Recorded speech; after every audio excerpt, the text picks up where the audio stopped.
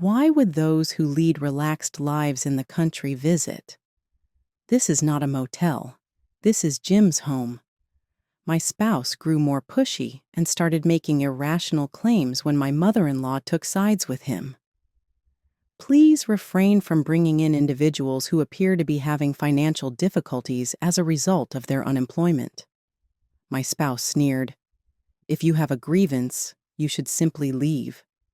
Nevertheless, my father was not in financial ruin despite his lack of employment. I felt more sympathy for him than resentment for his disrespectful comments. I was filled with disdain when I witnessed my husband attempting to win over his mother. "All right, I'm going out, but you manage what happens later on your own," I said.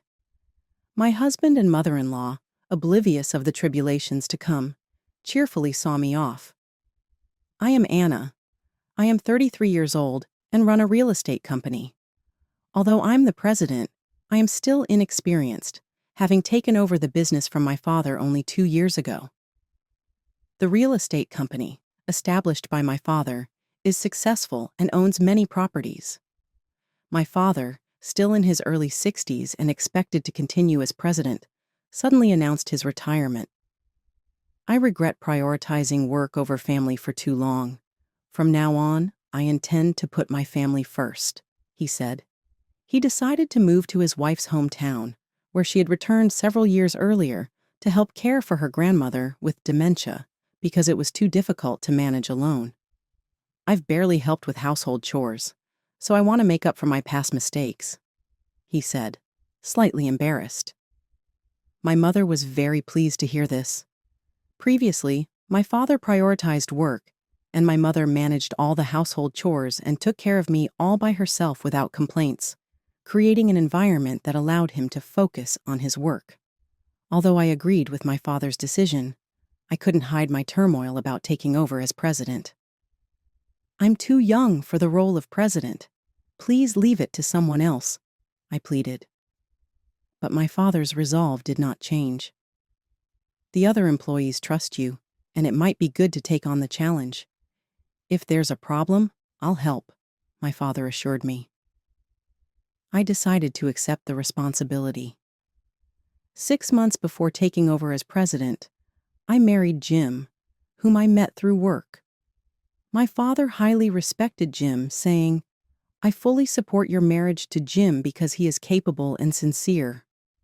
However, my mother was somewhat concerned when she learned about Jim's family background. "Jim also lives alone with his mother, doesn't he?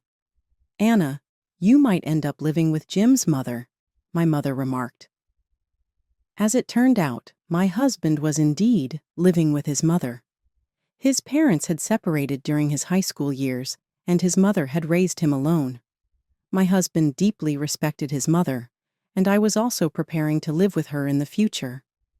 However, it seemed his mother preferred to live alone. "My mother seems to have a new partner and wants to enjoy more freedom," my husband said, and I felt relieved. It was a relief for both of us, being only children and worried about caring for our parents, to learn that his mother did not want to live with us. After our marriage, we lived in my apartment. But after my father moved to my mother's hometown, we started living in the apartment where my parents had lived. "We should move to the apartment where my parents used to live. It's on the top floor of a luxury apartment and much bigger than here," my husband said. So, we decided to move there. This apartment was owned by my company, making the paperwork process smooth. It might have been too big for just the two of us, but it felt right for when we had children. After moving to the top floor of the luxury apartment, my husband was very satisfied. "I'm happy I married you. Thanks to that, we live in a wonderful apartment," he said. It seemed he thought that I had bought the apartment from my father. "How much did you buy this room for? It would be nice if your father gave it to us for free, right?" Why he was under that impression was unclear, but I decided to keep the truth a secret. By letting him believe we had bought the expensive apartment, I hoped he would contribute to the living expenses. Previously, my father had said my husband was responsible. But ever since we got married, He had hardly paid any living expenses. If my husband thinks that I've depleted our funds purchasing the apartment, he might start worrying about our finances a bit. He had been assuming that I would cover all expenses. Even after I became president, I felt it was unfair that he contributed nothing to our costs. Shortly after we began our life in the new apartment, my father called. "The view from the apartment must be stunning, right?" "Does Jim like it?" he asked, sparking my interest. I thought I needed to surprise him a bit when I heard that Jim isn't contributing to the household. My father continued with a smile. He revealed that he had told a false story to my husband during the move. The apartment was quite expensive, and I pretended that I had bought it from my father at the regular price, which depleted my savings. Understanding this background deepened my understanding of where my husband's misunderstanding came from. My husband, under the impression that I had purchased the apartment, was expected to support the household financially. But that did not happen. In reality, far from supporting our household, he considered the apartment his own property. There aren't many people my age who own such a prestigious apartment. My mother was very pleased when I told her, he said.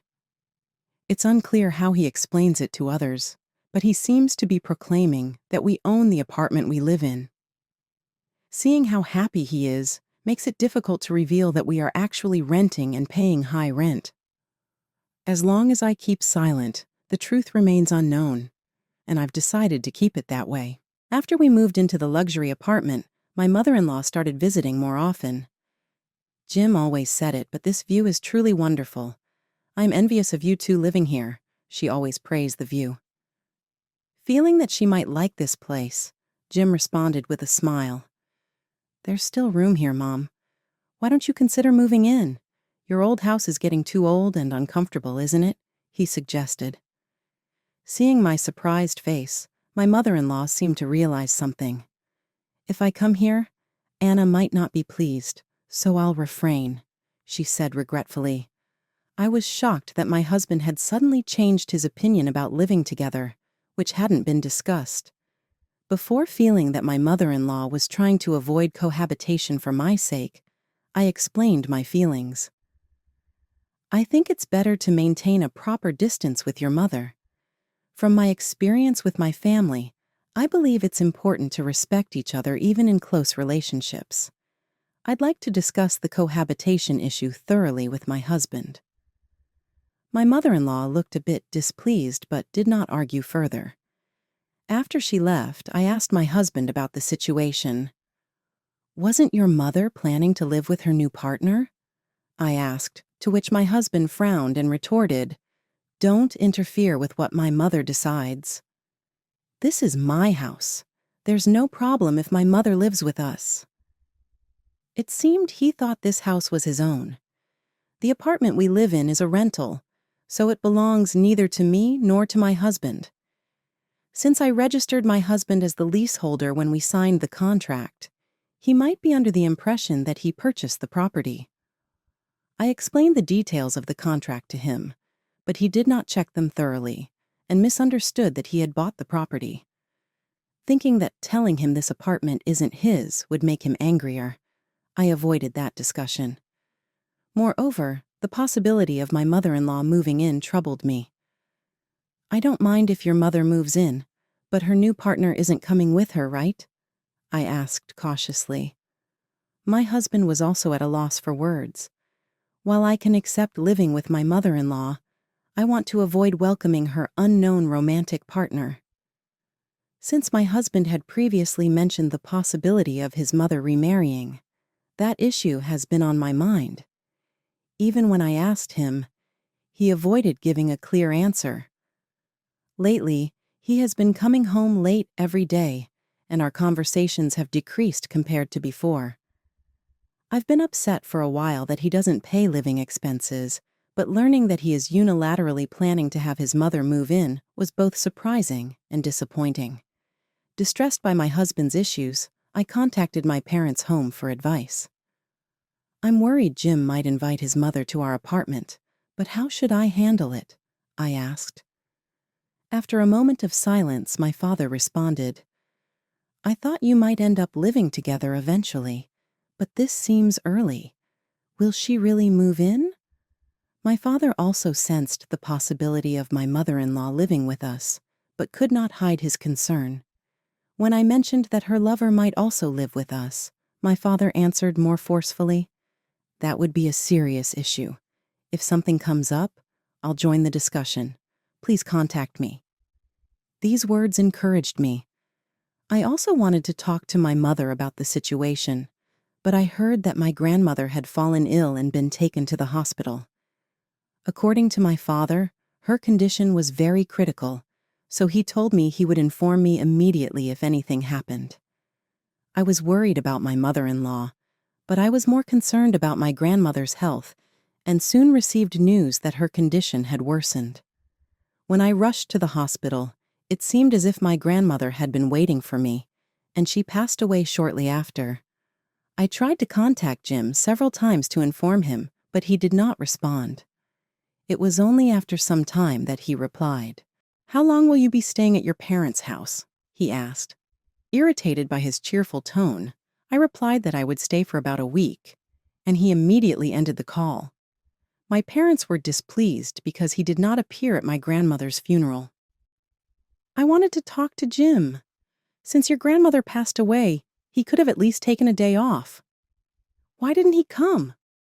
my father said, and my mother nodded in disappointment. "Jim is not trustworthy. He didn't even show up at the funeral, and he doesn't pay the living expenses," my mother added. "Jim lost my parents' trust, and neither did he come over to my parents' place after the funeral." When I returned home, Jim's mother had already moved in. "I've moved all the belongings. I guess I have to live here now," she said cheerfully. I was shocked by her words, and Jim looked at me mockingly. "Your grandmother passed away at a convenient time, so I could move in while you were away." This comment made my anger reach its peak. Interpreting my grandmother's death as convenient and the abrupt start of living together infuriated me beyond measure. The belongings had already been moved in, and I had lost the option to evict her. With a sudden start of cohabitation, my mother-in-law did not help with household chores at all. "Hurry up and make dinner. You need to sort out the belongings too." She treated me like a housemaid. A stark contrast to her calm demeanor during visits. She was strict in her orders. It was impossible for me, who was working, to meet all her demands, and her displeasure increased each time. "Anna, you are a wife and should obey. Jim is earning well, so you won't have trouble even if you quit your job."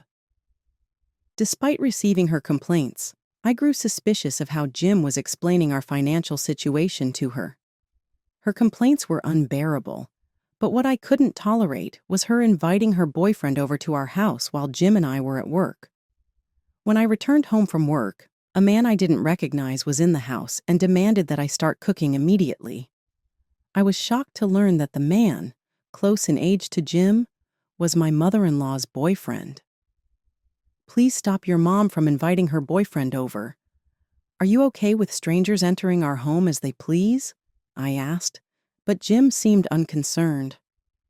I was also worried that her boyfriend was close in age to Jim. "Is that man really serious about your mother?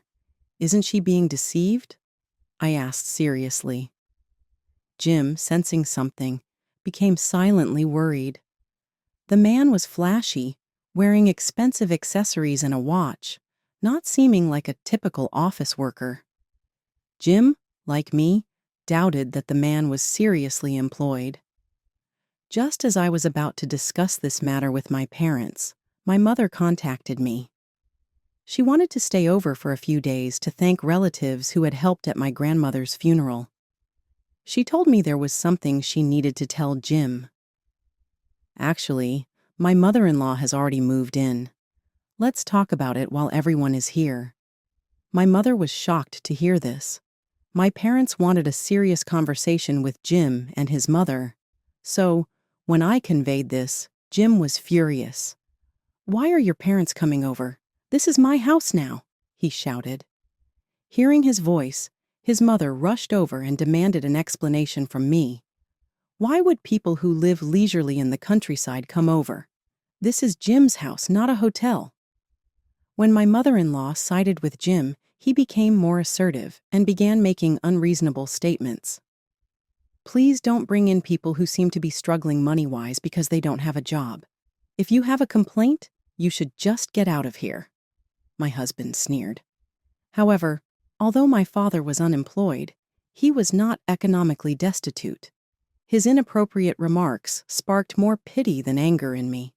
Seeing my husband trying to impress his mother, I felt a surge of contempt.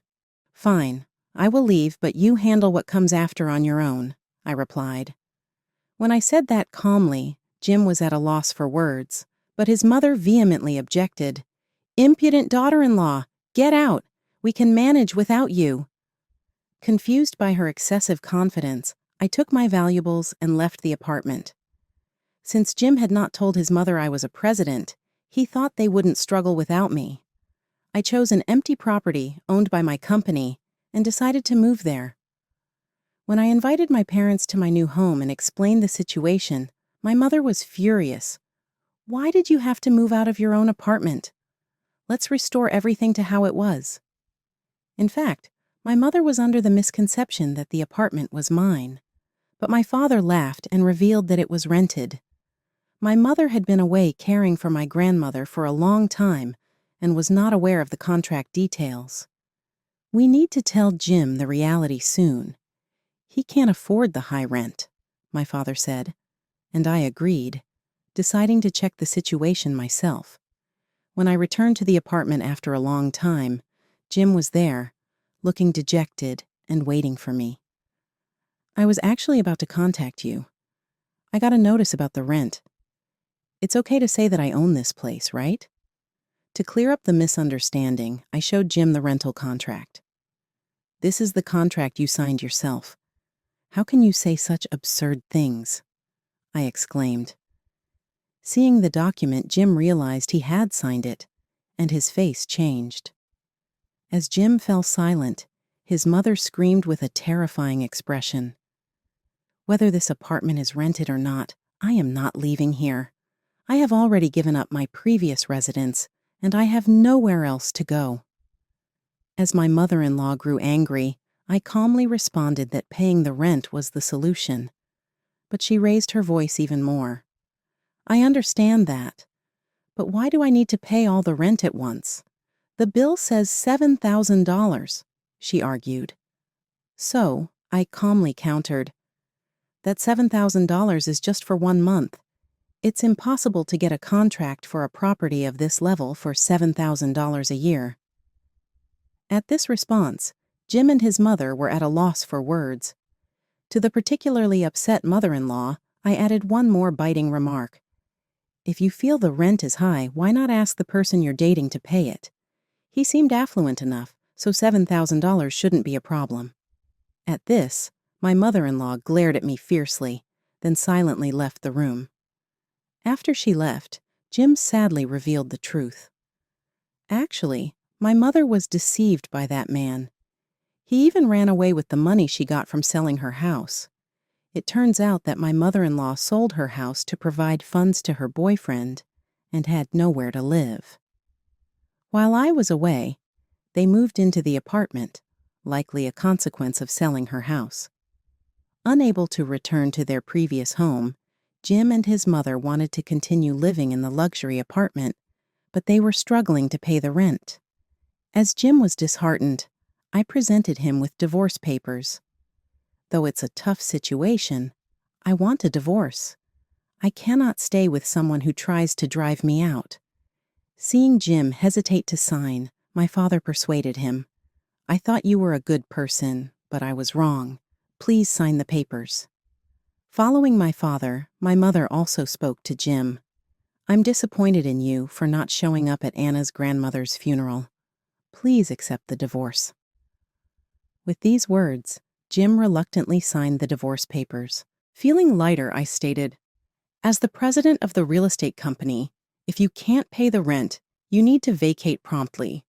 If you do not leave after the deadline, I will have to take legal action." My father laughed at this businesslike approach, and Jim just nodded and looked down. Later, my ex-husband and his mother left the apartment and moved into a deteriorated house. My mother-in-law had accumulated a significant debt to provide funds to her boyfriend, and it turned out that Jim had contributed some of that money as well. The reason I hadn't received living expenses from Jim was because he had been giving the money to his mother. Although my mother-in-law reported her boyfriend to the police, he managed to evade them initially and was not easily found.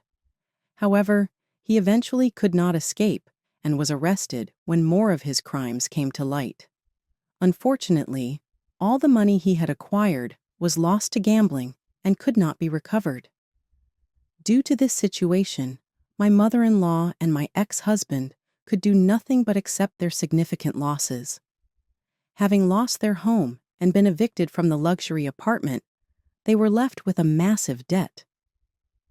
My ex-husband repeatedly contacted me, trying to mend our relationship, but I firmly rejected his attempts. I have no intention of discussing anything with someone who insulted my parents as poor. If you persist in contacting me, I will report you to the police for stalking, I sternly warned him. After that, his contacts completely stopped. After resolving the issues with my ex-husband, I started a new life with my parents. My mother's family home was put on the market and successfully sold. Living with my parents again is different from before, and my days are filled with a new sense of freshness. Through this challenging period, I was once again reminded of the value of my parents' unconditional support and advice. Having gone through many difficulties, I feel personal growth and an increased motivation for my work. While my parents hope I will eventually remarry, I want to focus on running my company for now, putting my personal life on hold.